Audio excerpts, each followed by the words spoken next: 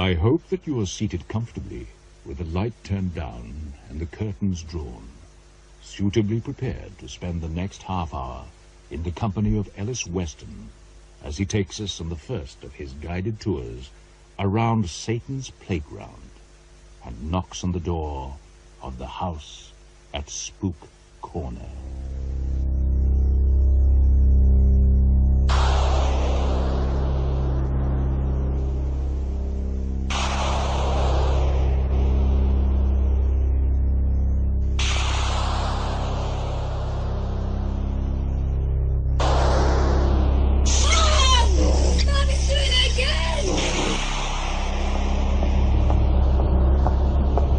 I am standing on the corner of Speke Avenue and Romulus Crescent in South London.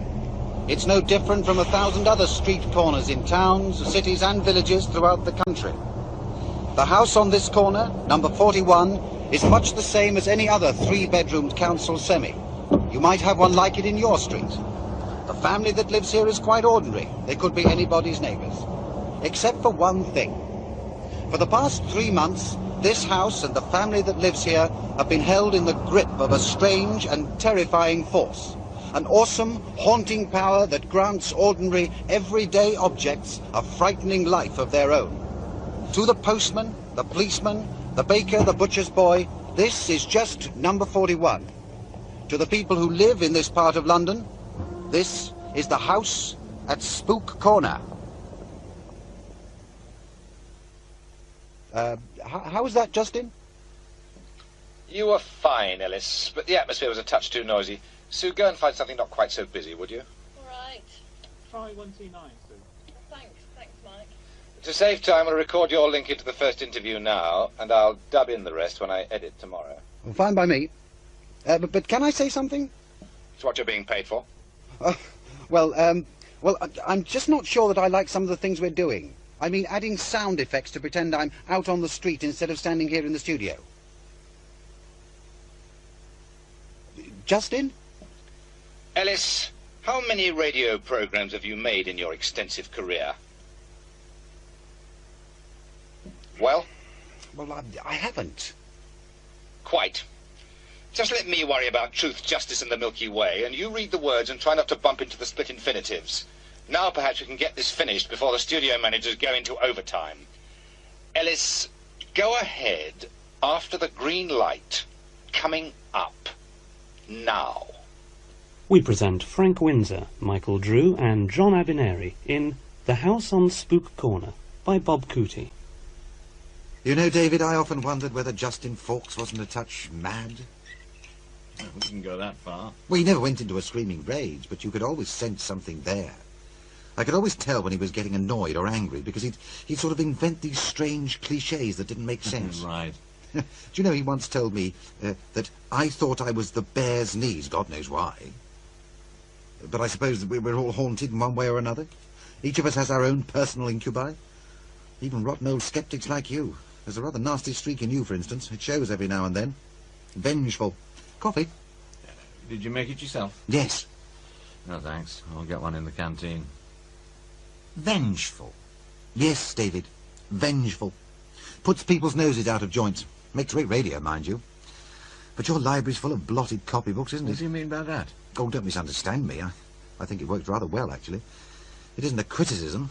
I think you do a very good job presenting Satan's Playground. Much better than I ever did. There's a bite in your scripts that I like. Yes, well, can we talk about the programme? I want to get this last one out of the way and get started on the next series. There's a bit of a problem. I don't see why. It's just a re-investigation of the Griggs poltergeist case. I've done this sort of thing before. Where's the problem? Why do you want to do it now? Well, for a start, they're pulling down the house in a couple of weeks or so. Since Spook Corner was a classic poltergeist case, it gives it a lot of topicality, almost the end of an era. People still come from all over the world to look at the place. Yes, but that's old hat now. The last programme in this series of Satan's Playground goes out in week 26. That'll be 10 years, almost to the day, since it first started. So why not go back and look at that very first case? Well, I'm not so sure. It's one of the most celebrated poltergeist cases of all time.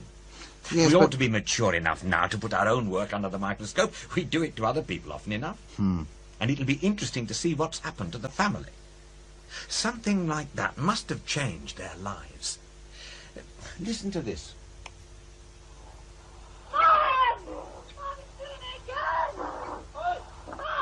I remember Donna and Garry very well, David. There's about 50 hours worth of stuff like that. One of the studio managers found the original unedited tapes in Justin Falk's old office. Only about 2% got used. Old office? But he hasn't been in there for years, not since he got booted up to department head. What, 6 years ago now? I wouldn't have thought there'd be anything left. The trouble is, David, you can't make this programme without criticising the house at Spook Corner. I don't think that has to be a major theme. Oh, you really do like walking on eggshells, don't you? You know he's up for controllership? Well, it's between him and, what's her name, Meadows, from Political Affairs Department. I know Fawkes is a feeble bastard at times, but this might not be the best time to go around digging up skeletons. You think he'll get to be controller then? Bound to. Meadows is pretty good, but hasn't been head of department long. And there are a lot of problems to sort out if the track record of the producers there is going to be improved. Meadows really hasn't had much time to entertain grand thoughts about the way the network as a whole should be going. Fawkes is more of a socialiser. He's got high profile, and the bosses like him. God knows why. A hatchet job on him at this moment might not be in your best interests, or mine. Hatchet job? Oh, come on. You've got to admit your programmes on the paranormal have been hatchet jobs. And I can't help wondering about your real interest in Spook Corner. You didn't want to have much to do with it when we tried to interview you for the programme. When a couple of kids shut you in a cupboard and bang on the door to convince you the ghosts are at work and giggle while they're doing it, it's awfully easy to lose interest. Well, you can't be sure it was the kids. Oh, come on, Ellis. Sure, the kids played around every now and then. And maybe it was possible that all the physical stuff was just a pair of them fooling around. But you can't dismiss everything. How do you explain away Peter? Oh, the voice that spoke perfect French. That's the point. It wasn't perfect French. It was even stranger than that. There was something Justin Fawkes discovered too late to put in Spook Corner. Mm. You know, of course, Garry started to speak in tongues. All right, most of it was gobbledygook. Then this character started talking through him that called itself Peter and apparently spoke French. Well, most of us thought it was French, but it was very guttural.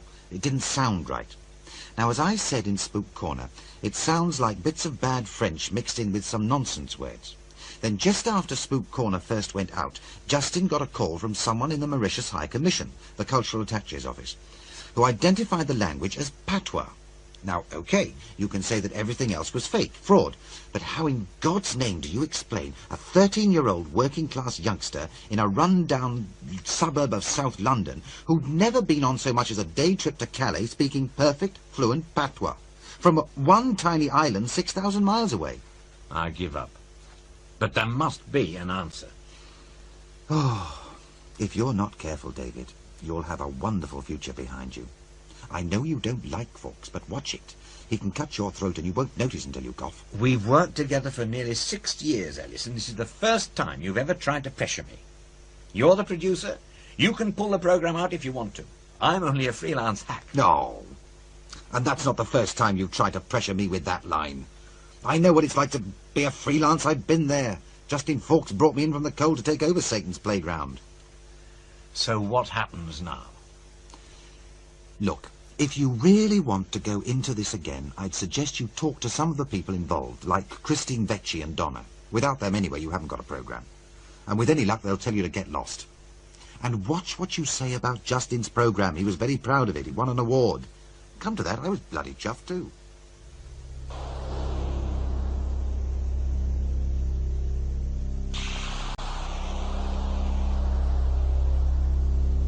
So tell me, Mrs. Griggs, how did it all start? Well, we've always had bangs and things, you know, but you don't take much notice of them, do you? Well, I never did, till the photo exploded. Exploded, you say? I had this picture of me brother on the wall, and it exploded. It just went bang, and there was glass all over. And that professor come round and asked me about it. He looked at the photo and the pieces and said he couldn't explain it. It was only later I remembered. Remembered what? The day the photo exploded was my brother's birthday. That professor was Paul Vecchi, head of the Department of Advanced Biological Systems Research at the Woodman Institute, a privately funded think tank working mainly with NATO governments. Dr. Vecchi and his daughter, Christine, are two of Britain's most respected parapsychologists. They came to Spook Corner at our invitation to give an independent assessment. Did they say what sort of programme they're making, Dad? Not really, Christine. On the phone, they just said it was going to be open-minded. The problem with an open mind is that a dreadful load of old rubbish can fall into it. A century ago, poor French children would pick through tips of rubbish to scrape a living. Most times they found nothing. Sometimes they found a piece of detritus they could sell for a handful of sous. But every once in a while, on those very rare occasions, out of the mud and dirt and the muck would come a diamond, a gold ring, a fragment of fortune. We're on our way to pick over a few rags. You can fill me in as we drive. The photograph incident seems promising. What's the family like? Oh, working class, not particularly well educated. The mother's a lapsed Catholic trying to bring up her daughter and stepson on social security. Gary's the father's child from a previous marriage. Got left behind when the father walked out a couple of years ago. I spoke to the local radio producer who first dug up the case. Her name's Joan. She says, well, there's a lot of bitterness there. Not the sort of people to resort to fraud, then. Oh, no. There does seem to be a lot of pent-up emotional energy around. Well, classic conditions, really. And we might be able to get a look in before there's too much contamination by the media. I'll poke my nose around the neighbourhood while you're seeing the family. You know, this would have been right up your mother's street. She always had a soft spot for children. Yes, it would have been. It would have been.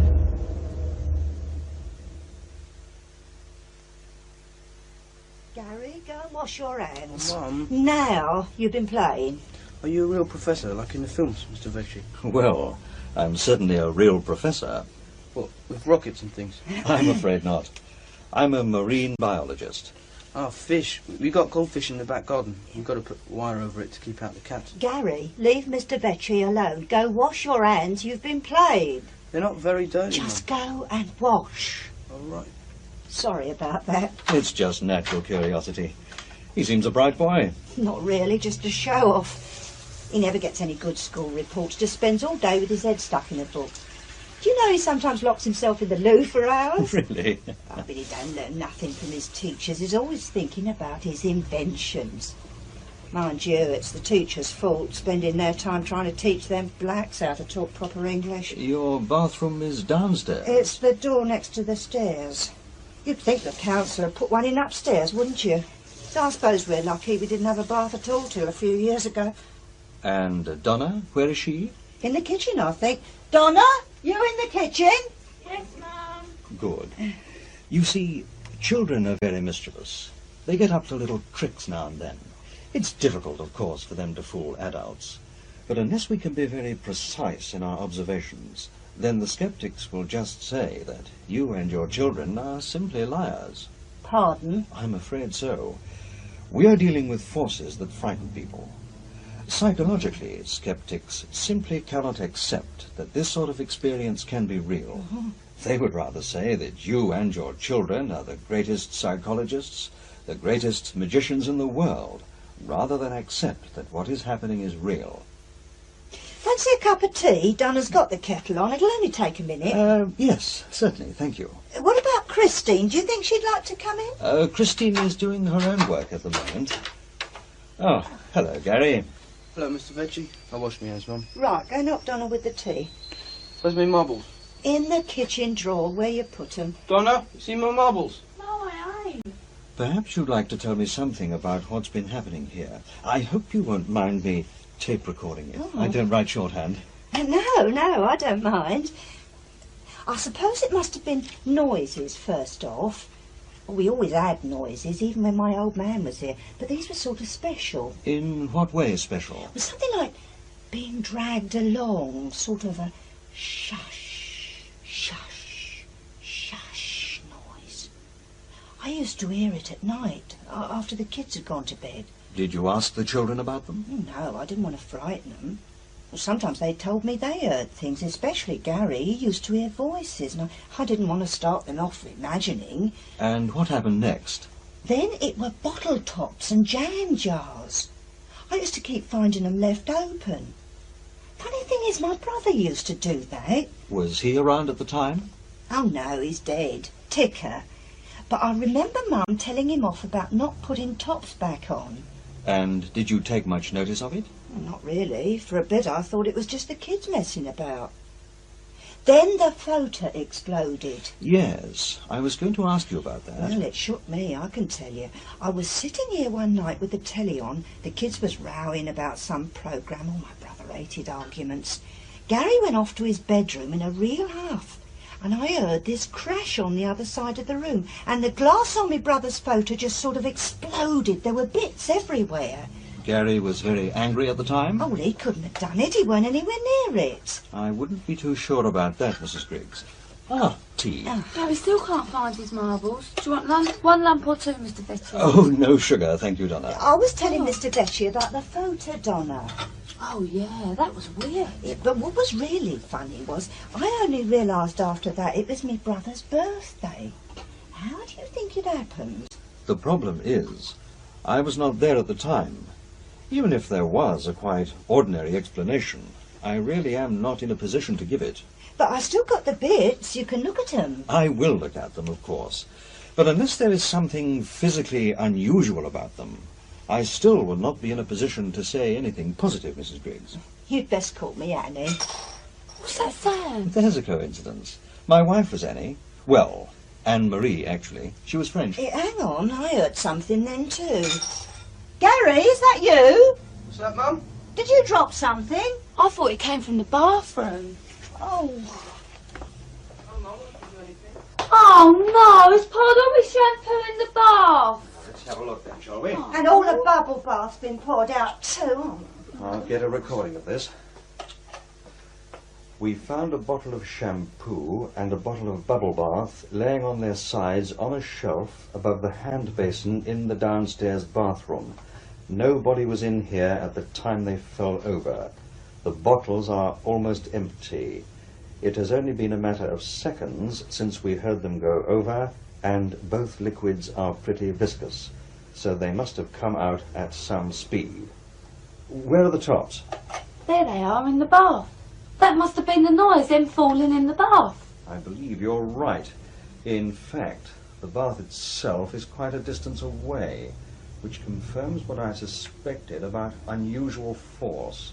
And Mrs. Griggs and Donna were with me, so it can't have been them playing tricks. And Garry was in the kitchen. He'd never have got past without us seeing. Mr. Vecchi, the glasses on the sideboard. Oh, not me Christmas glasses.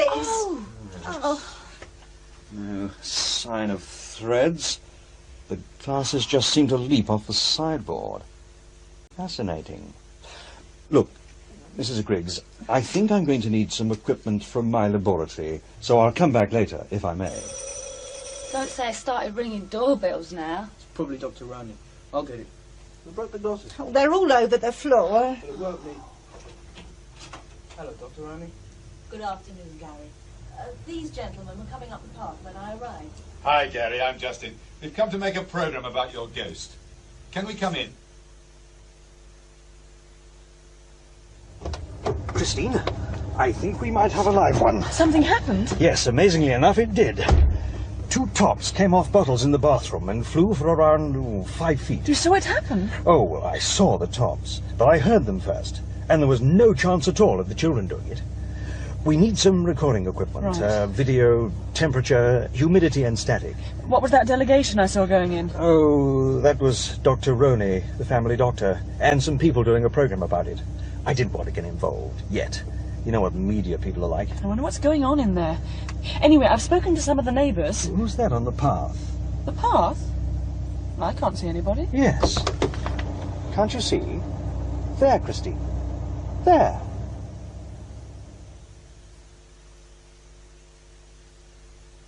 Well, Mrs. Griggs, I think you might have a poltergeist at work here. I think you've got an overactive imagination, Mr. Pawkes. What's a poultice? A poltergeist, it's a disembodied spirit that takes over a household, just like this one. Sounds creepy. Oh, they seem to be quite harmless. They just cause a bit of a fuss. Have you ever heard of the Rosenheim case, Garry? No. Well, that managed to dial telephone numbers faster than any human could. They throw things around, they make noises, things like that. Have there been any voices? Don't think so. I can smell burning, Mum. I think I'd better give Garry his examination, Mrs. Griggs, if Mr. Fawkes and his ghosts don't mind. But, Dr. Rowney, you've seen things happen here too, haven't you? Mum, I can smell burning. Shush, Donna, there are people talking. Come on, Garry, we'll go to your bedroom. I don't think this discussion is advisable at the moment, Mr. Fawkes. You'll excuse the mess, won't you, Doctor? Don't worry. What on earth? The light bulb's gone. It hasn't just gone, Mrs. Griggs. It was thrown against this wall. I can still smell burning. Yeah, that's funny. It's not thrown light bulbs before. Some imagination, eh, Doctor? I have work to do, Mr. Fawkes. Garry? Oh, my God, there's smoke in the kitchen. It's coming from that drawer. I'll take a look. Don't want anyone getting hurt. Oh, see, I told you I could smell burning. It's a box of matches. It's still smouldering. Oh, good job we caught that. The whole place could have gone up. Not only that either. Look now. The box is still smouldering, but the matches haven't lit. That's impossible. The matches aren't even damp. They should have ignited. And look at the paper in this drawer. It's obviously started to burn, but it's gone out. Oh, my God. Oh, go and see who's making that row, Garry. Is it a poltergeist doing this, Mr. Fawkes? Can't see what else it can be. Quick! Please telephone for an ambulance. I think my father's having a heart attack. Have you heard how he is, Mr. Fawkes? I spoke to his daughter on the telephone this evening. He's getting better. Could be out in a couple of days, she says. I wonder what brought it on. I'll have to send him a card. He didn't look well at all when they put him in that ambulance. He was all blue. He's been ill for some time, according to Christine. Ever since his wife died, he's been just hanging on. It's good of you to let us stay here, Mrs. Griggs. I hope the spare room's comfy enough for your friends. They've known worse. Tell me, has anyone seen a ghost in this house, or outside it, maybe on the path? That's something we've never had. I don't think Dr. Rowney likes you much. Oh, really? Your friends haven't gone to bed already, have they? Eh? Oh, no, they're night owls. Ellis is setting up cameras in case anything happens, and Joan's just around to look after the recording equipment. Oh, I see. Who's that? That'll be Ellis or Joan, I expect.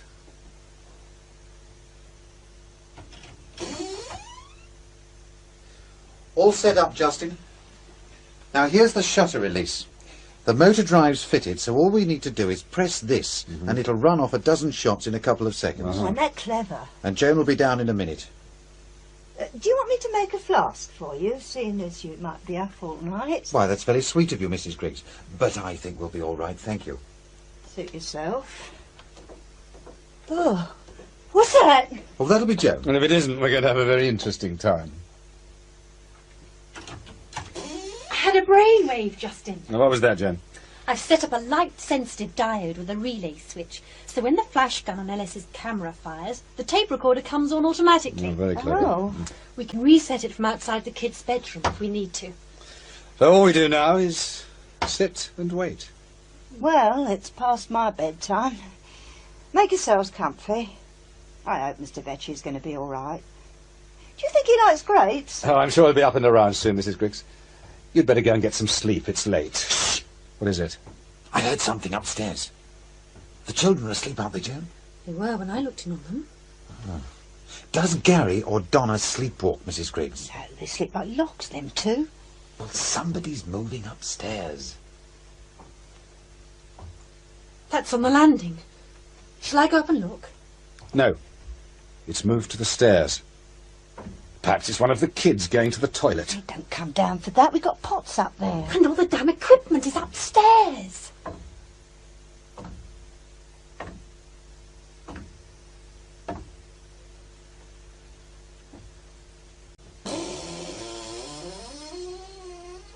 Garry, what are you doing off?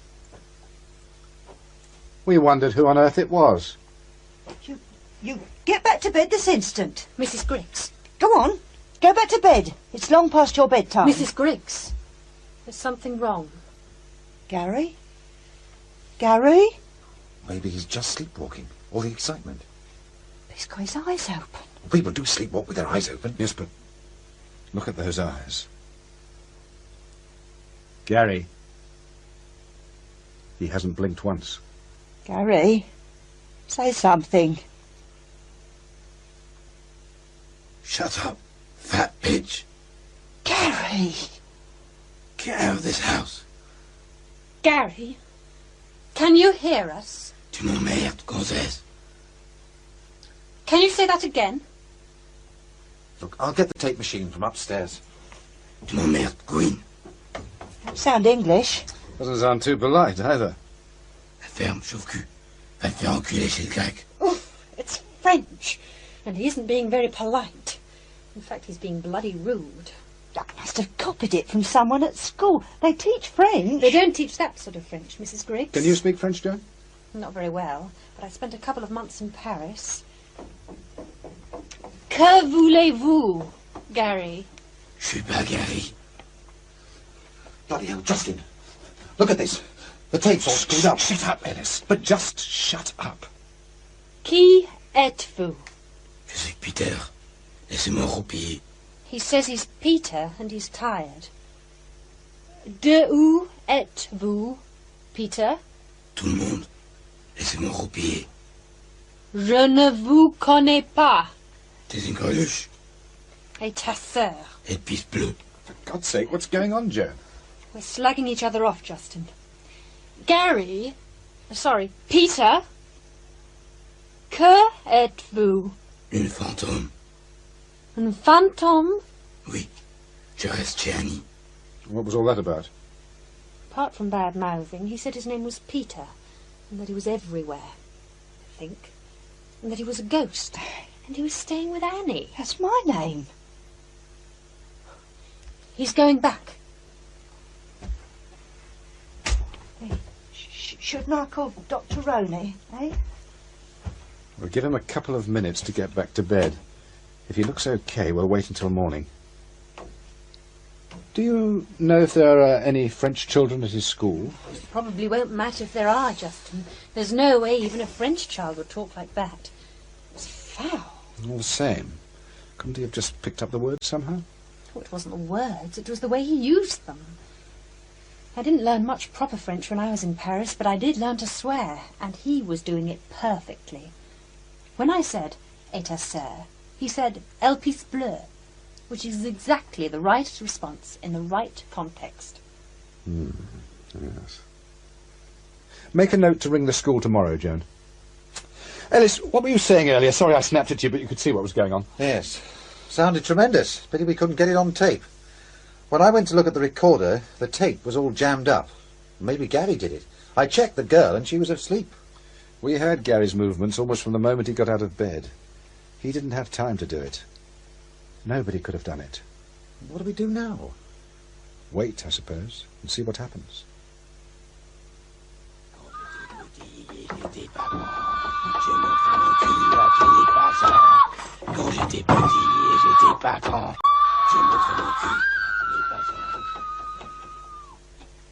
Hello, David Morris's office. I'm Justin Fawkes. Is David available? He's very busy. I'll see if he can talk to you. Please hold on, I'm putting you through. Yes, Mr. Fawkes, what can I do for you? Well, let me explain. I'm producing a new radio series on the paranormal. It's going to be called Satan's Playground, and it's scheduled for the end of June, beginning of July. It's going to be very open-minded, and we're trying to get a spread of opinion. I've read your book on the paranormal, and I'd rather like you to be in the first program. What's the subject? The Griggs poltergeist case. Yes, I know of it, although I haven't been there. We've got some recordings and photographs I'd like you to look at. Perhaps I could come to your office tomorrow. Who took the pictures? Ellis Weston, the presenter of the series. He's handy with a camera. He used a motor drive, so it's almost like a movie. Almost. There's a lot of stuff flying around. What's this group? See the ceiling lamp? It's just started swinging. And if you look along this set of prints, you'll see the swing is actually getting greater. I really need to see the frame numbers on the negatives. I know how sceptical you are about the paranormal, but you've got to admit that these take some explaining. Maybe. Why are you pointing to the notebook in this one? Now, that was weird. You see the picture in my hand? I was in the room talking to the kids when I heard it fall off the wall. The thumbtack holding it had fallen out, so I kept a careful eye on Donna and Garry while I put it up again. That notebook literally flew off the dressing table and hit the wall. You were watching the children and pushing in the drawing pin at the same time? Yes. That was clever of you. You actually saw the notebook move? I couldn't miss it. It hit the wall just by my head. But the dressing table was directly behind you. You couldn't have seen it start moving. Oh, you're just nitpicking. Why don't you come down and see what's happening? I really haven't got time right now, Justin. I'm up to the ears. My publisher's screaming for a manuscript. So you're refusing to come down? No, I'm not refusing. I'm busy. You're going to ignore it? I'm not ignoring it, Justin. I told you. I don't have the time right now. You're not going to be able to ignore this one, David, and you can't use the old excuse of it not being there when you come to investigate it. It's going on now, at this very moment. Look, I'll think about it. If I get time, I'll come, okay? Okay, you think about it. Bye, Mr. Fox. Wendy. Yes, David? Here a minute. A horrid person. Yes, he's a bit of a creep. Mind you, I've heard some of his programmes. They're very good. He makes good programmes, Wendy, but he's just an ambitious creep. I wouldn't take his word for it if he told me the sky was blue. Well, I suppose I'd better go and see these kids, otherwise he'll never let me forget it. He'll use it as a stick to beat me and every other skeptic in sight. Garry? Can you hear me, Garry? You know one of them from the radio? No, I'm David Morris. Mr. Fawkes just asked me to come and have a chat with you. You must be Garry. And you're Donna. Yeah. So this is the bedroom where Peter lives? That's right. Where is he? Over there in the corner. Can't see him. Why's that? He's invisible. Can you see him? No. Sometimes. He's a ghost. No, he ain't. He is. No, he ain't. He ain't a ghost. Well, what is he then? I don't know. He ain't a ghost, that's all. So you don't know what he is, Garry? Is it a he? He told us he was coming. Yeah. He's been waiting for you. He wants to see you. Yeah, he wants to see you. Okay, where do I find him? Can I talk to him? He said you had to get in the cupboard. You mean this cupboard over here? Yeah. Looks like a tight fit. All right. What do I do now? He says we've got to close the door. Garry? I got to shut the door. That's fine by me. Piss off. That was Peter. I don't think so. Okay, here I am. What do I do? Hello? Woo! I'm a ghostie! Woo! Bleeding teacher, you bugger. Garry? All right. Take your hands over. I'm coming out now. Garry, don't you dare! Come on, unlock this door. I'm telling Mum of you. Hey, what's going on out there? Open this door now, the fun's over. Right, I'm telling Mum. Come here, lad. Come back here, you two. Open this damn door. Are you there? Damn kids. Smoke. The door's hot. The little bastard set fire to the place. Help! Hey! Let me out! Can anybody hear me? Is anybody there? Oh! For God's sake, let me out of here! God! Oh, please! Could have gone up. David! David! Are you all right? Yes. No thanks to those kids. You probably owe them your life. Garry told us what had happened. Really? Exactly what did he say? He said that they tried to open the door when they saw the smoke and couldn't. Donna got frightened and ran down to get me. That's what they said. Yes? Why? You might wonder how those burning comics got piled up outside the cupboard. Yes, I know. I wonder why Peter did it. Oh, for heaven's sake, folks. You all right, Mr. Morris? Yeah, we were really worried about you. I'm sure. Justin, this one's all yours. Where are you going? David! David, wait a minute! Hey. The new developments here at Spook Corner were truly frightening. Over the 10 days during which Joan, Justin and I camped out in the house each night, the phenomena were coming thick and fast, and apparently more violent. The attack on David Morris suggested a worrying malignancy in whatever strange force was at work. I asked Morris whether he would ever return to the house. Frankly, no. Why is that? I'd prefer not to comment just now. Do you have an explanation? I have, but I really can't go into it, as I think you know. But you wouldn't go back to the house? No.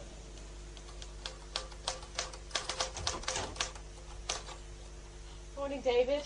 Morning. Get me that bastard Fawkes on the phone. You're not happy this morning, I can tell. Oh, bloody right, I'm not happy. I heard you on the radio last night. I thought you were very good. Just in Fawkes' office, please. It's on the line. Right. Now, look here, Fawkes. I heard your Spook Corner programme. Good, wasn't it? Good? You've completely changed what I said. I agreed to that interview on condition you either used all of it or none. Oh, come on, Dave. You know what it's like. There just wasn't enough time for it all. But I thought that what you were saying was important. I really didn't have any choice. You cut the damn thing to ribbons. Oh, I don't think so, David. We got the essence of what you were saying. Come on, Fawkes. I made it quite clear that I couldn't explain what was going on for legal reasons, and I didn't want to go back to the house because I just didn't think it worth it. You can't blame me for that. I checked it out with the lawyers, and they thought that if you said that you couldn't explain it for legal reasons, then there's a chance of an implied libel. I couldn't risk it, David. And without that, your comment about it not being worthwhile just didn't make sense. Look, I'm sorry if you're upset about it. Fawkes, don't you ever cross my path again. If you do, I'm going to step on you bloody hard. Bastard. What are you going to do, David? Nothing I can do, Wendy. The way he's got me on tape makes his spook credible. I'm going to look like a prat whatever I do now. I can't win. Well, you could always put Spook Corner in your next book. Expose it.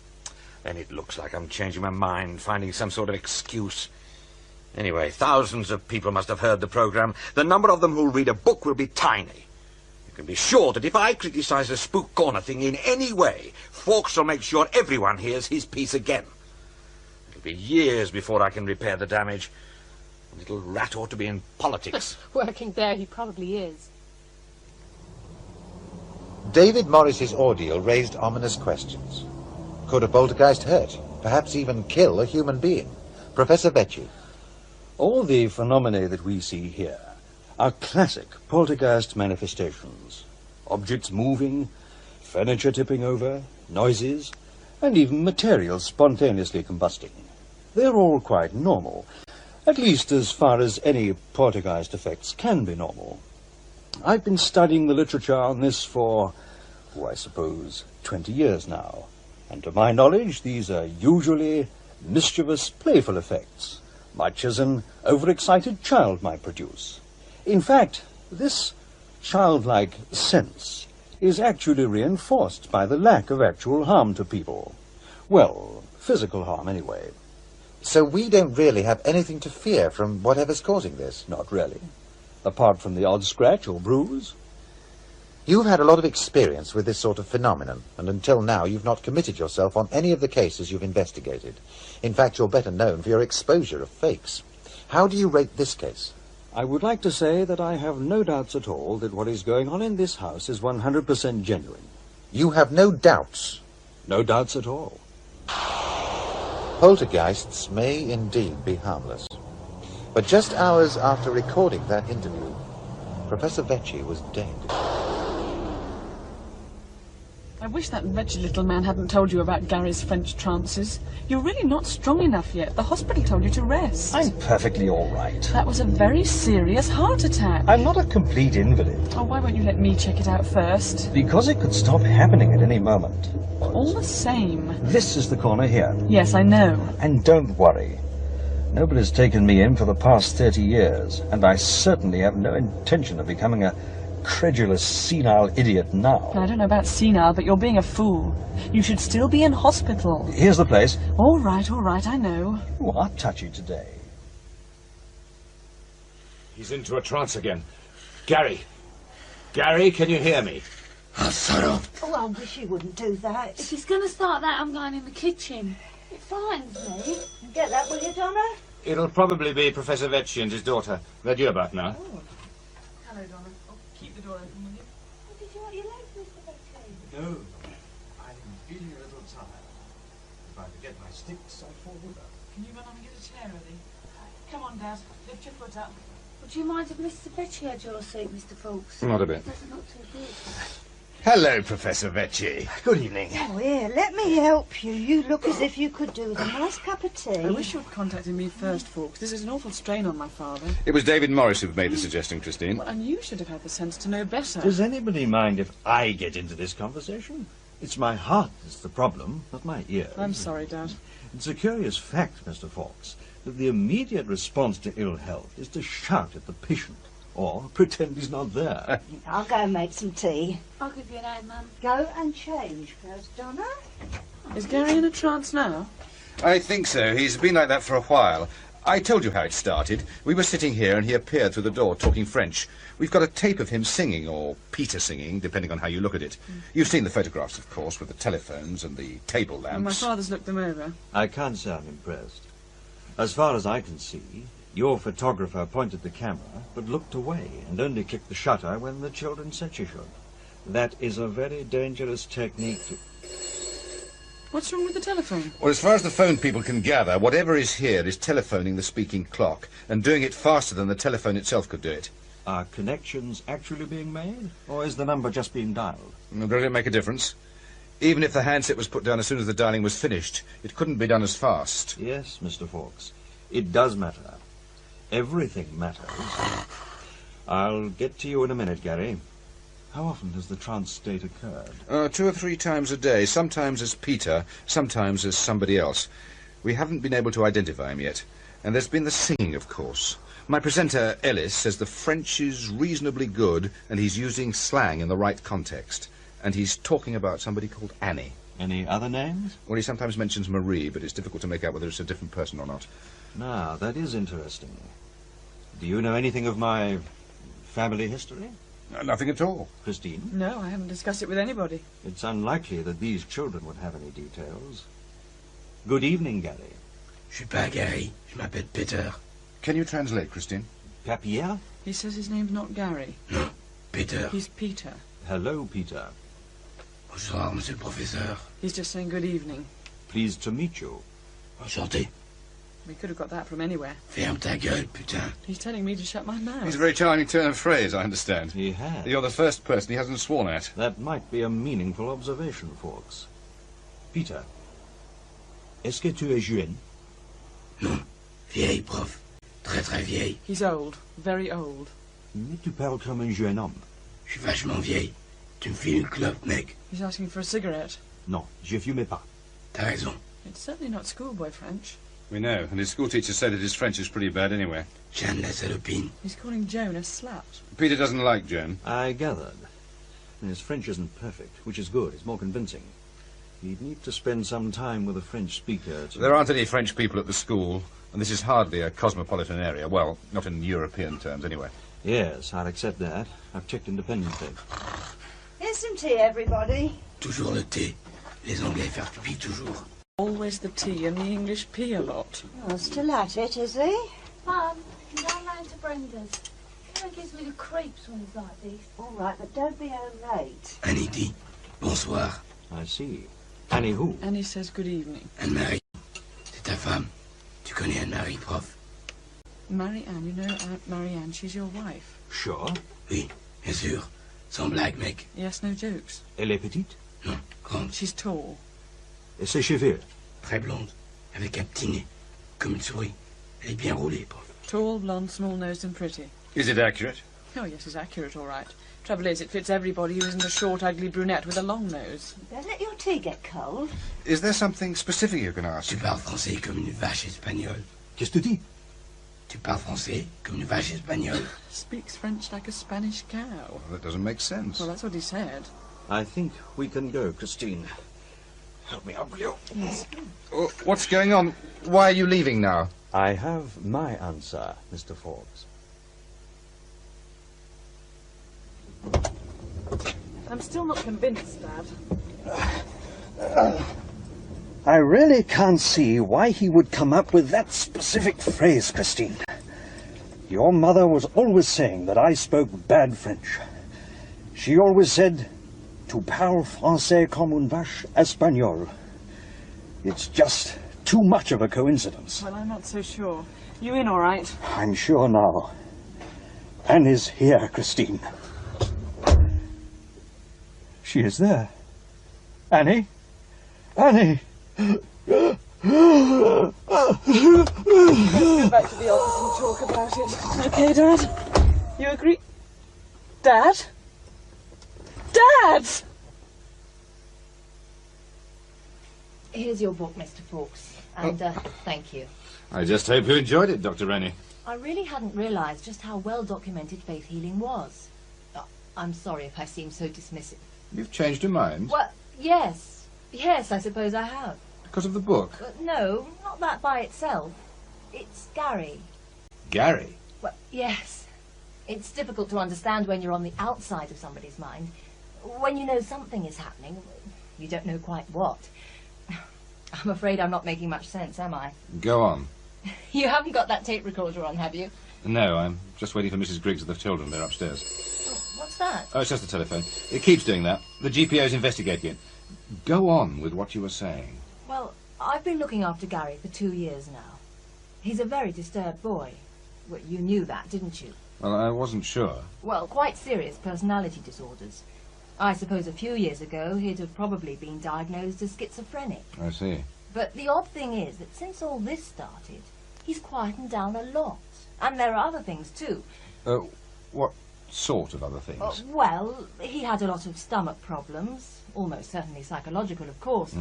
But all the same, it's cleared up completely. Well, so have the headaches. And he used to have a lot of skin trouble too. Warts, sores, that sort of thing. So you would say that now he was mentally and physically sound? Well, more or less, yes. Well, a lot depends on what you mean by sound. When I first started in clinical psychiatry, I had a patient at Virginia Water who insisted he could see big, green, slimy hobgoblins on everybody's shoulders. Really? Well, he'd gone into hospital because he was frightened. But what he was doing, though, was somehow seeing a personification of people's drives, ambitions and fears. Once he understood that, he could handle it. Fascinating. Well, in fact, after he left the hospital, he became a psychologist, a damn good one, too. And the hobgoblins had gone? Oh, he still sees them. He just knows they aren't there. I wonder what he'd make of yours. Mine? I've been watching you, Mr. Fawkes. This thing's getting through to you. There's a hobgoblin on your shoulder, and it's getting a little bigger every day. I've got to be going. But Dr. Rowney, I've ordered some books on faith healing from the shop round the corner. I want to get there before they close. It's been nice meeting you again, Dr. Rowney, You but... see Christine Vecchi, do tell her how sorry I was to hear about your father. When's the funeral? On Friday, I think. Dr. Rowney, Hi, what... Dr. Rowney. Hi, Mr. Fawkes. I'll let myself out, Mr. Fawkes. Oh, very well. Now, Donna, Garry, I'd like to go through what you were saying about the chair earlier on. It happened while you and Mum was in the kitchen having tea, and it went forward and fell over. Yeah, and no one touched it. No, it weren't us. I see. Well, what we're going to do is a reconstruction with you two saying exactly what you said then, so people get an idea of what it was like, okay? Yeah, sure. We'll show you just what it was like. Is this the chair? That's Your right. mum's chair? Yes? That one. It moved and fell right over. Right. Now, this time, I'll move the chair, and you do what you did then. I'll count to 3. 1, 2, 3.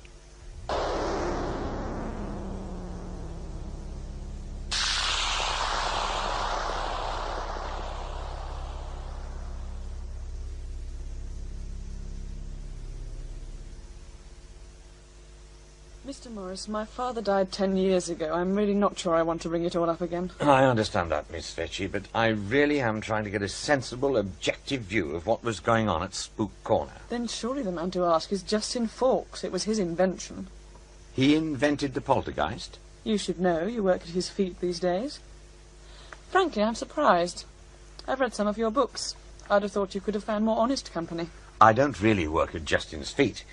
It just happened that when he got promotion, he brought in Ellis Weston to produce. Yes, Weston. He's such a little man. Weston liked my books, asked me to take over the presentation. I agreed, provided I could say what I wanted. Fawkes doesn't actually have much say, really.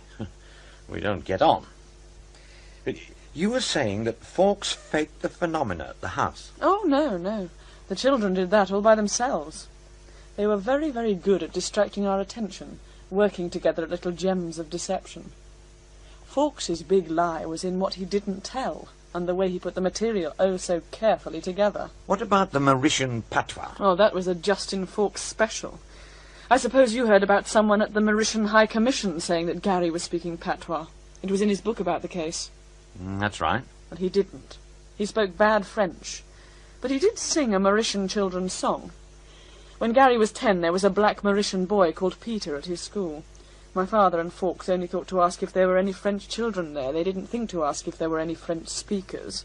Of course, the two boys swapped rude words. But what about the Spanish cow statement? Garry went to Peter's home once and tried out his French on the boy's mother, who told him he spoke French comme une vache espagnole.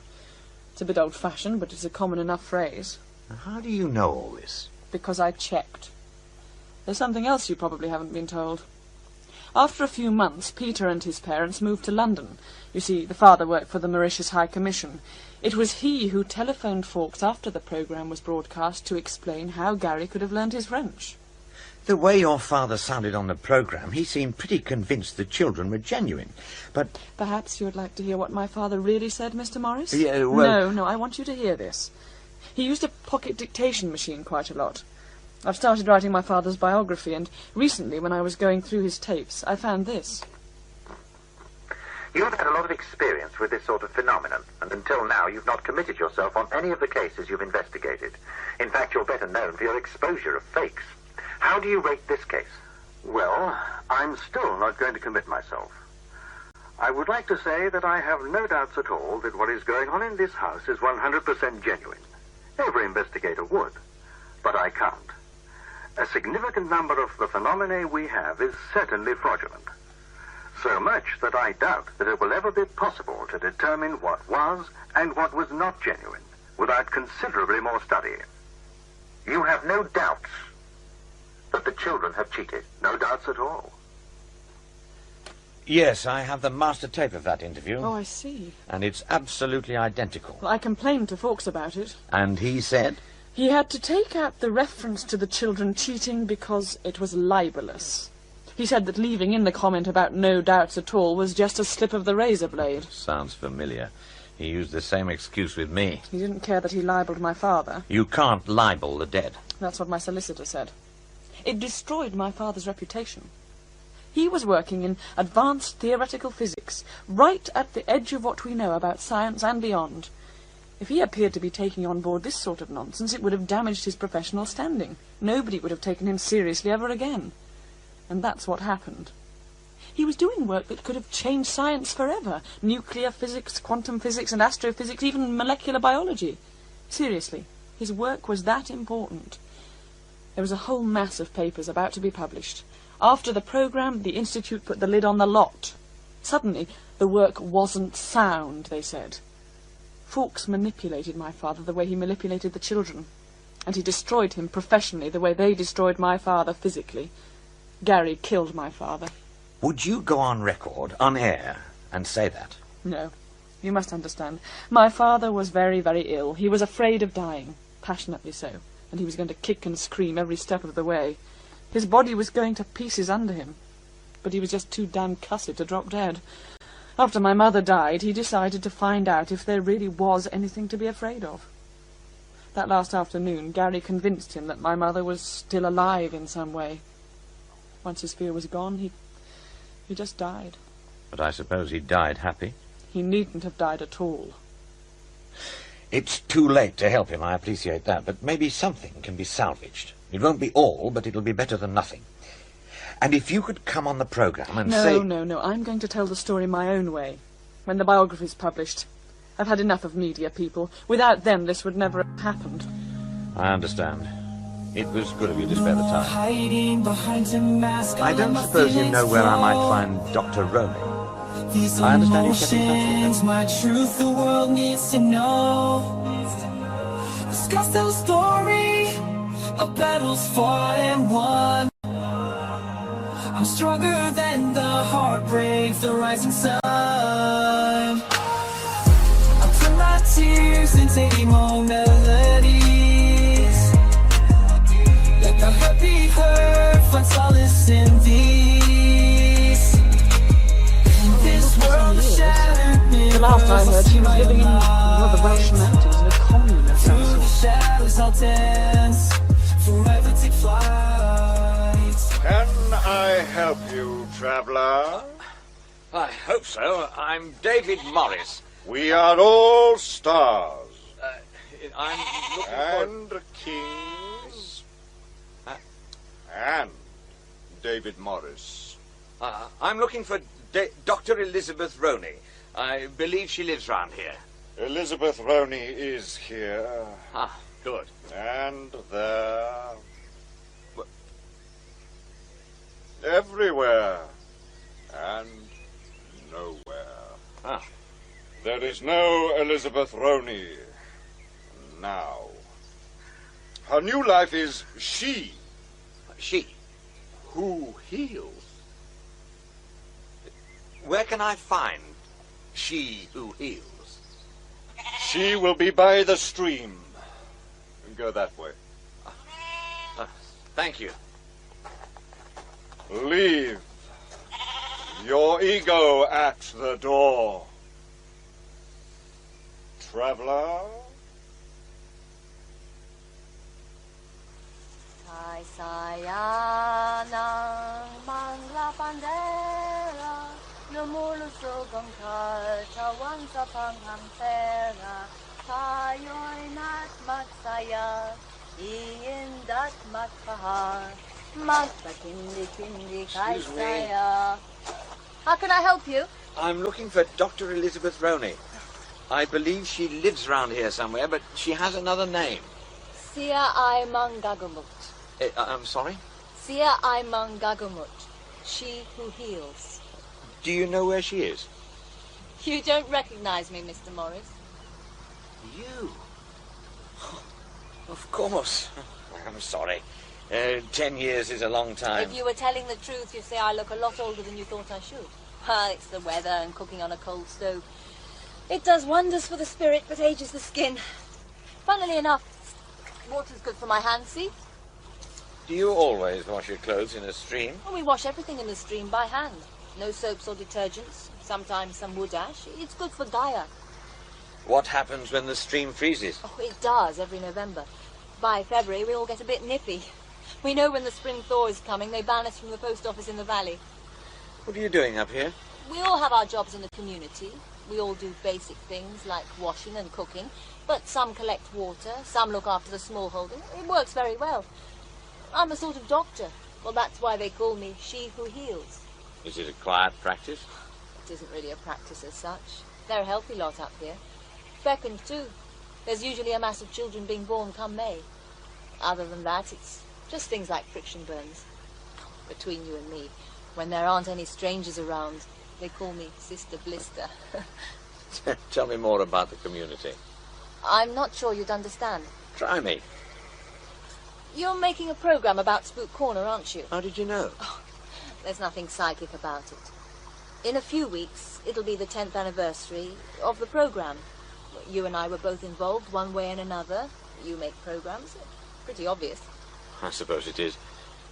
They're about to knock the house down. They might destroy the house, but they won't destroy the spirit within it.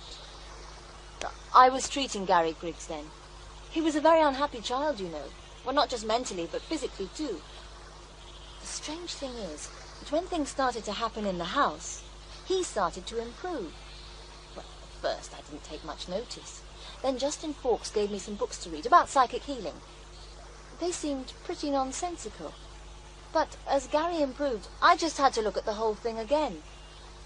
I came across the works of Tony Medina, the mystic and psychic surgeon in Baguio.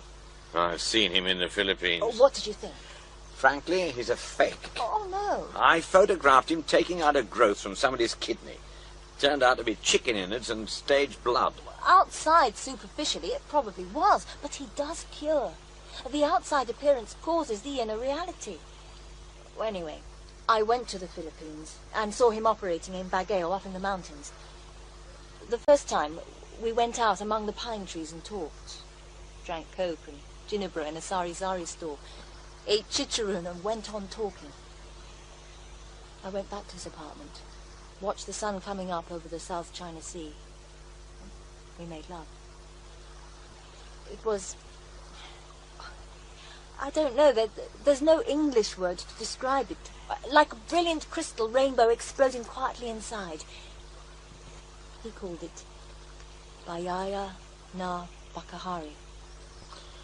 I see. And from then on I shared his food, his bed, his life. You don't speak Ilocano, of course. Rizal said, Angwig Asyang Kaluwa ang Bayan. Language is the soul of the nation. There's an awful lot I can't explain. You make him sound like a cross between Jesus Christ and Casanova. He was a man, an ordinary man. There was nothing very special about him. In fact, I think he used to feel quite proud of having a chorale girlfriend. It was all part of the paradox. He even spent Sunday afternoons losing money at cockfights. Mine mostly. But you say he had a special power. Oh no, the power wasn't his. It was God who did the curing, and Tony could only act as his vessel if he was in a state of grace. Oh, yes. Tony taught me a lot. And after he died, I decided to come here and set up the Medina community, to carry on his work of healing and to train other people. We live and pray and study. But that's all there is to it. Sometimes people come to us for healing, sometimes we go to them. Spook Corner really did change your life, didn't it? Would you say it was for the better? Who knows? Perhaps it would all have happened without the program. But God's usually pretty spry at bypassing the obstacles we try to put in his way. But you had a promising career. You were very respected. And you gave all that up. I gave up nothing. I had nothing. But Tony showed me that. What about all the kids you were helping? God will provide. That's his job. Talking of kids, what did you reckon on Garry and Donna? You saw a lot of them. And they really were a pair of crooks, weren't they? Really? Oh, yes, they were manipulating everybody in sight, and you can't blame them. They had a pretty rotten life with Garry's father walking out like that, leaving him behind. They just wanted attention, and you lot certainly gave it to them. So you do know it wasn't genuine? Oh, that isn't quite what I said. I know the children weren't genuine, but the spirit was. Just because a couple of kids were fooling about, it doesn't mean you have to invest the whole thing with some great mystic significance. I'm afraid I wouldn't be much use for your program. Have you spoken to Garry or Donna? Oh, not yet. I'm supposed to be seeing Donna the day after tomorrow. Give them my love. They never had very much given to them. Your Welsh jaunt, David, has put me right over my budget, and you still haven't got a programme. That's not true. I'm sorry. I'm not happy with the way it's working out. You haven't actually got anybody to talk on tape. No, but Christine Vecchi and Elizabeth Rowney have given sworn statements. You can't hear sworn statements. Surely we could get actors in to read their words. And none of it is about Spook Corner. It's all about Justin Fawkes. It's all too personal. If we don't do Spook Corner now, we may never be able to do it. You know perfectly well the house is being demolished soon and the Griggs are being moved. By the time the next series comes, it'll be too late. So we don't do it. There's still that recorded programme on psychic detectives. But we always go out with a bang, something that'll stick in the listener's memory and bring them into the next series. Something strong. I cannot allow a character assassination of our next programme controller, especially when it isn't a very good programme anyway. You're sure he's going to be the next controller? Well, I can't see Meadows getting it. David, is Spook Corner that important? Yes. If you'd seen Christine Vecchi and Elizabeth Rowney, you'd know it was. Oh, who have you still to talk to? I'm seeing Donna Griggs tomorrow. Okay, I'll come with you. Then, well, we'll see. Hang on, I'm coming. Yes? Miss Griggs, I'm David Morris. I spoke to you on the telephone yesterday. I think you know Alice Weston. Hello, Donna. Oh, yeah, I remember.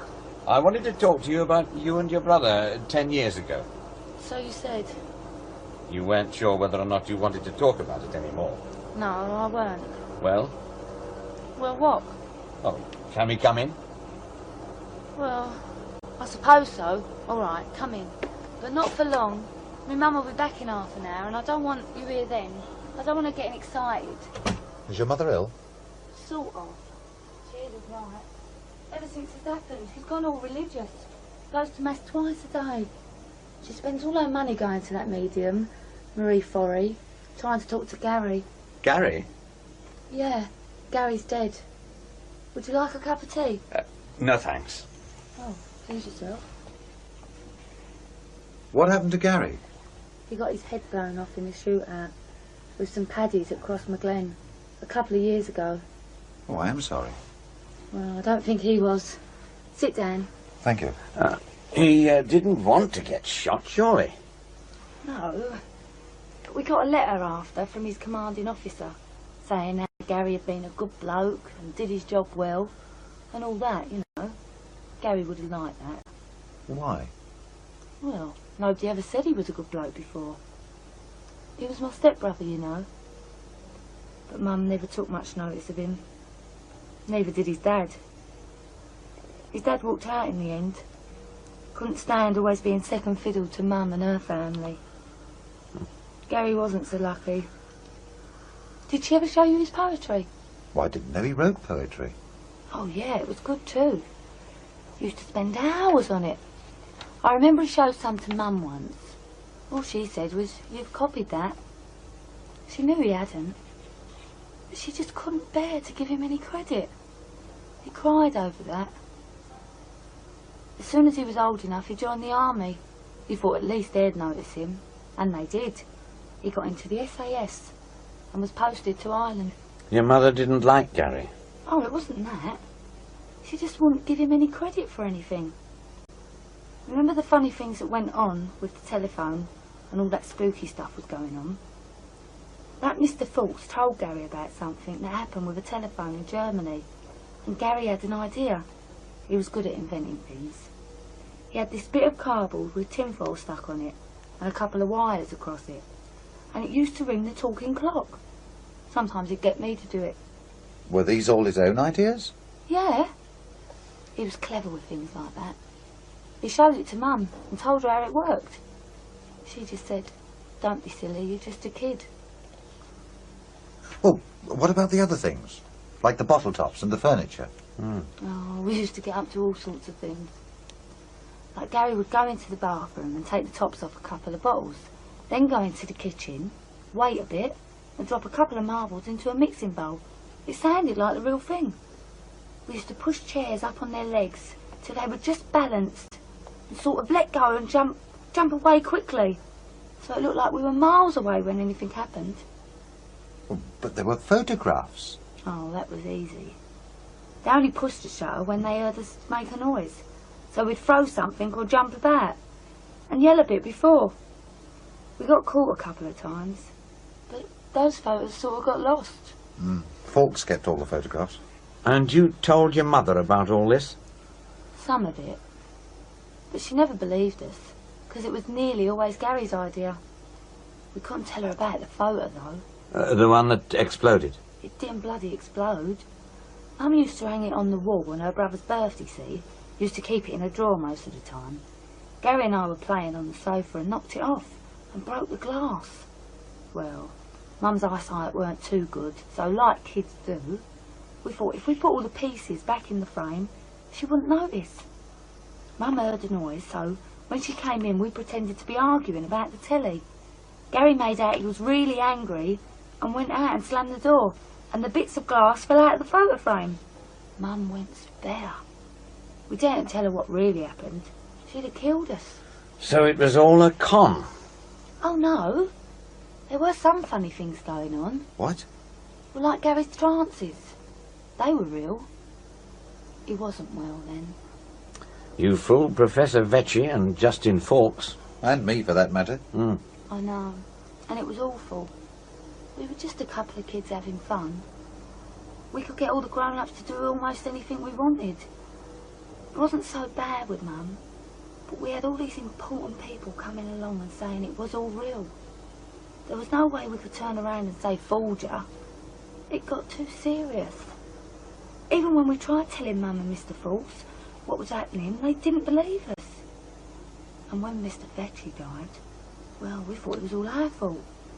Imagine 2 kids thinking they'd actually killed somebody. Oh, it was awful. Did your mother know about Gary's school friend, Peter? Oh, you're joking. She'd have skinned Gary alive. Mum couldn't stand blacks. Still can't. That's why we're still in this house. And now the council's moving us, she's really going round the twist. She's read so much in the papers, she's frightened that we'll end up living next to some blacks. It's stupid, but she won't change now. We couldn't tell her about Peter, because he was black. He was nice, too. It's all a bit tragic. The only ones who seem to have escaped are you and Justin Fawkes. He's quite high up now. Oh, I don't know about Mr. Fawkes, but what about me? I'm 23. I can't even have a boyfriend because Mum can't look after herself. And the neighbours won't look after her, so I can't go out. The doctor won't put her in a home because he says she's not bad enough. All she does all day is sit and imagine she's talking to Gary and her brother and count her beads. We can't move because Mum's scared to. And I've got that every day until she dies. And the doctors say she's good for another 30 years. I'm sorry, Donna. Not nearly as bloody sorry as I am, Mr. Morris. Not nearly.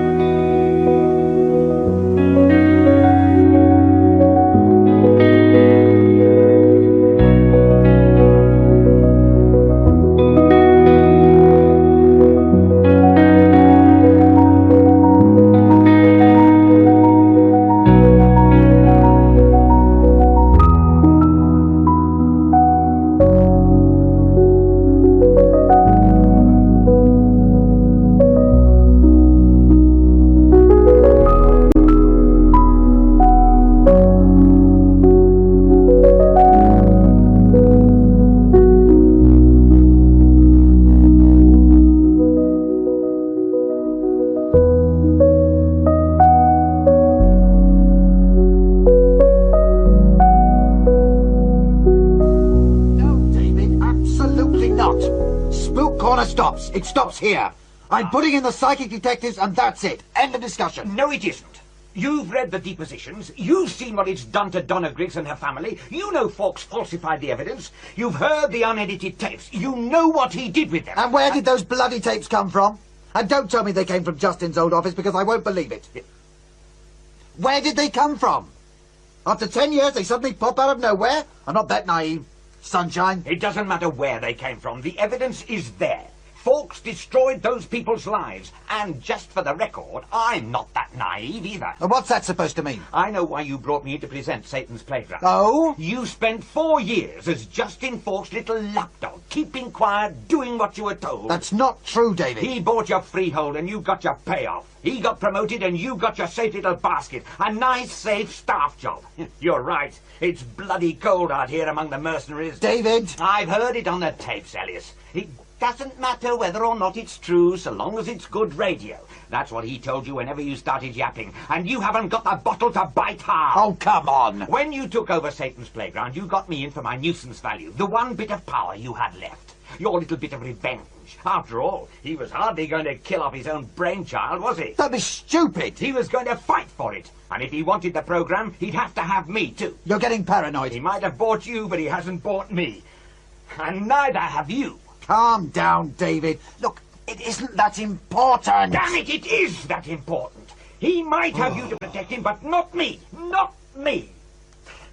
Are you going to do Spook Corner? No. Okay, I'll go to the newspapers. Oh, now you're being naive. Short of him seducing choir boys in Hyde Park or banning a soap opera, they couldn't give a damn. They won't listen to you. They don't even understand your problem. I once thought you had more bottle, Ellis. I was wrong. Well, you go on kissing backsides. I'll go on kicking them. David! David! David!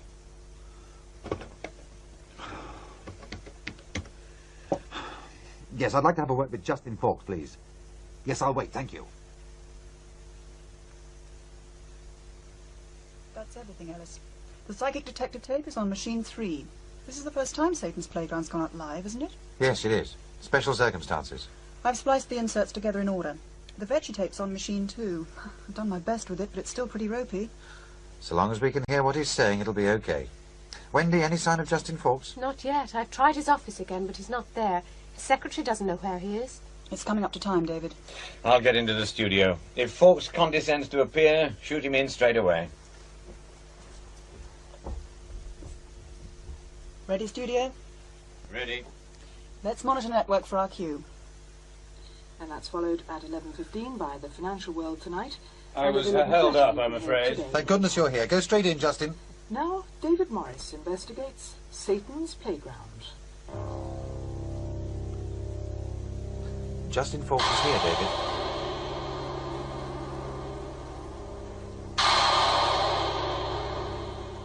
Hello, and welcome to Satan's Playground. This week is not only the 10th anniversary of Satan's Playground, but it also sees the demolition of the house that was the focus of the most celebrated poltergeist case of the past quarter of a century and of our first program. I'm going to be looking at that case with the help of this week's rather breathless guest, Justin Fawkes, dear. the first producer of Satan's Playground, and the man who first brought what became known as the House at Spook Corner to public attention. Welcome to the program, Justin. Good evening, David. You were deeply involved in the case, weren't you? How long did you spend at the house? About 3 weeks in all, day and night. I must say I found it a frightening and remarkable experience. That was 10 years ago. Since then, I think it's true to say it's become a classic case. Thanks largely to your radio program and, of course, your best-selling book. Yes, that's probably a fair assessment. And, of course, it had a tremendous effect on your own career. Ooh. I'm not quite sure what you mean. Well, you're a very senior executive in this organization today, and I think you'll agree that it was the House at Spook Corner and the awards that it won as a documentary that helped you. Well, that may be so, although I think you're exaggerating its impact. But it did have an impact. Well, all right, yes, it did. You're an ambitious person, aren't you? No less than you are, David. But not many other people's ambitions have led, almost certainly, as yours did, directly to the death of a respected scientist and the destruction of his reputation, to the resignation of a much-loved and much-needed doctor, and indirectly to the death of Garry Griggs. Oh, straight for the jugular. That is a very serious allegation, Morris, and you certainly can't substantiate it. The fact is, Justin, that both your program and your book are nothing more than fabrication, and I'd like you to explain why. It really is dangerous to overstate a case, David. These are sworn statements. This one is by Donna Griggs, describing exactly how you urged her and her brother to act out incidents for you to record. Incidents that you claimed were recorded as they actually happened. Oh, come on, David. These are reconstructions. That is a normal and accepted technique in making documentaries. There's nothing underhand about it. Rubbish. Not when you claim that they were recorded as they actually happened. But I never made that claim. If you had bothered to check, as you should have done, you will find that what we said was, this is what it actually sounded like.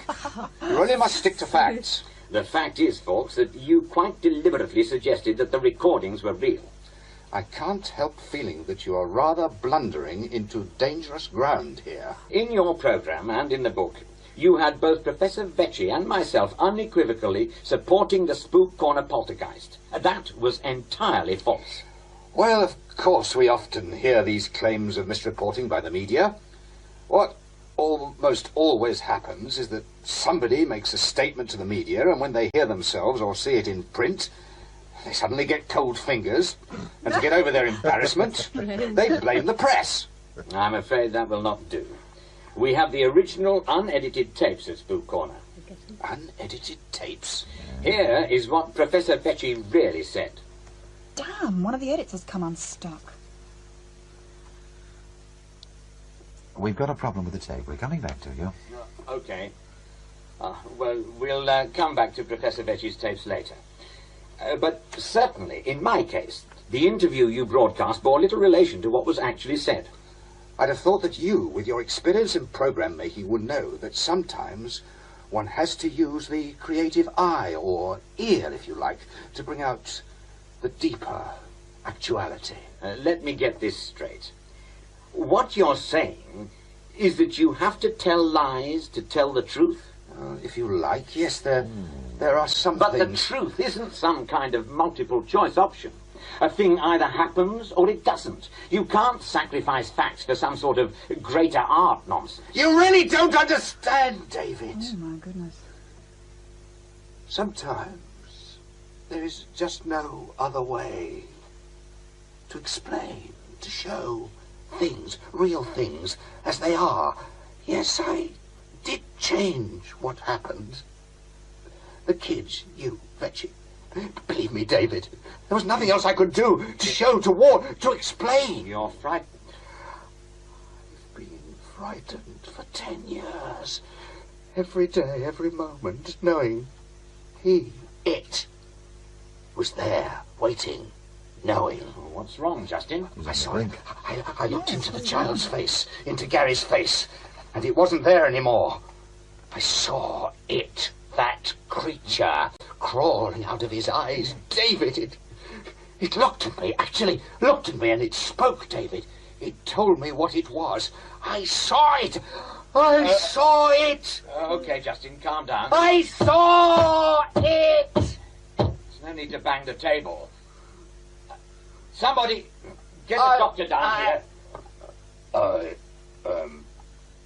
Peter, je suis Peter. What's happening? Cue music. Film. Cue music. The disc isn't set up yet. Where's continuity? Wendy, get the doctor. Continuity. We're coming out early. Thanks. Hello, medical centre. Someone's ill in B10. I think he'll need an ambulance. Je suis Peter, and I got you all. Well, I'm afraid that because of technical problems, we have to leave David Rice in Satan's Playground. Grandma's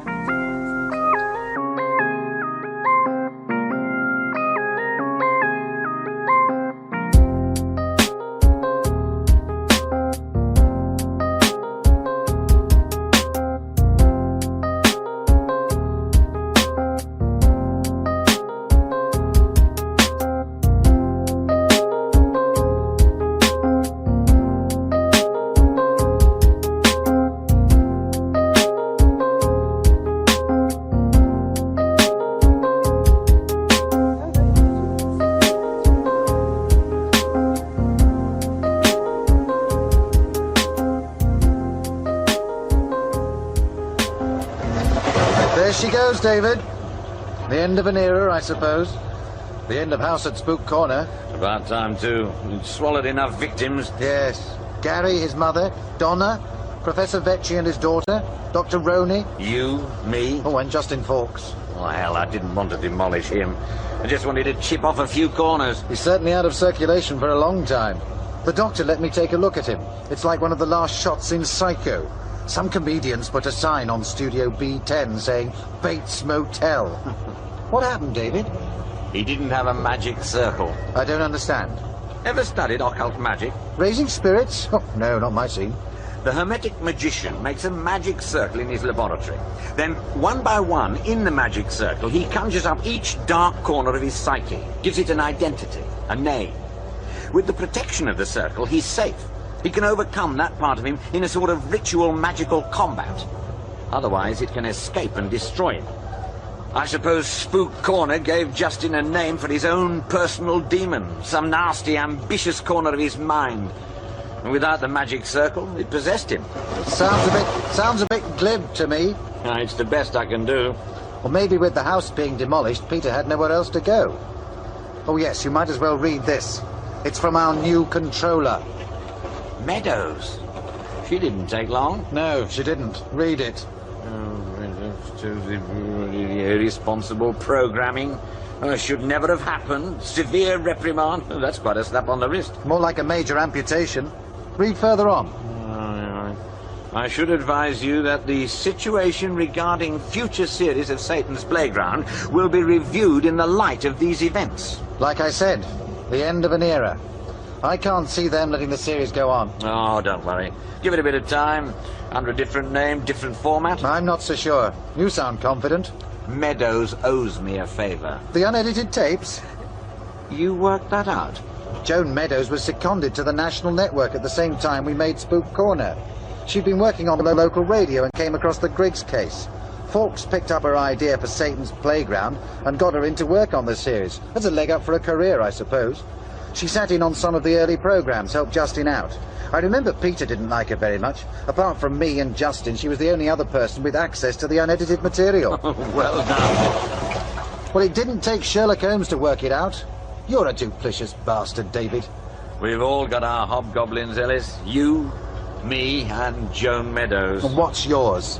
Mine's a smile. A big, fat beast of a thing. Whose? It was something that happened a long time before I joined Satan's Playground. Joan Meadows invited me onto her local radio show to take on some third-rate hack who'd published one of those credulous potboilers about the paranormal you see all over the place, about people with hidden powers, spoon benders, that sort of rubbish.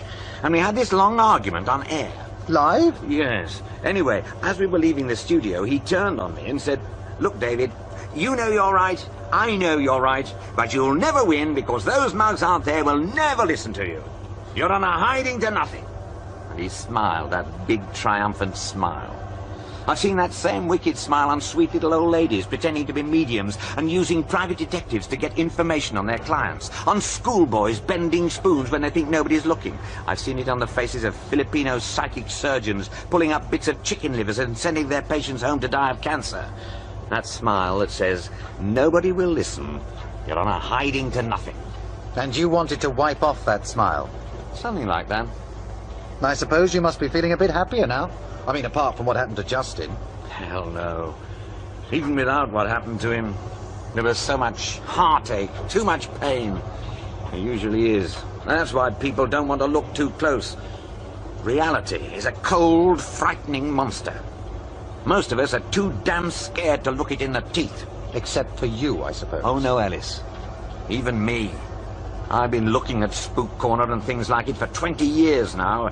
Every single one of them just falls apart once you start looking at what's really going on. All the evidence for the real thing seems to be round the next corner. So I go round the corner, and the one after that, and the next, and I'll keep doing it, because one day, maybe I'll walk around the right corner, and there it will be. Or maybe by then I'll be too old and decrepit to notice I've been there before. It doesn't matter. That's my hobgoblin too.